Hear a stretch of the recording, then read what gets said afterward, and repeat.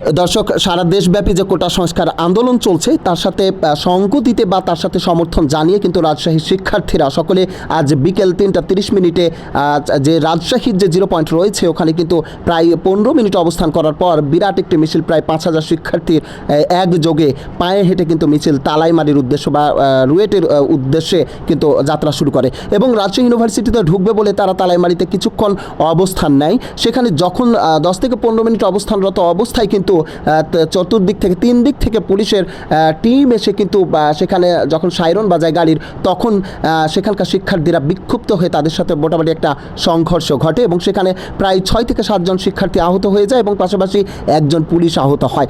তো তালাইমারিতে তখন ছিলাম, ঠিক সন্ধ্যা 6টার দিকে এই ঘটনাটি ঘটে। তো দেখতে থাকুন সেখানে কি হয়েছিল।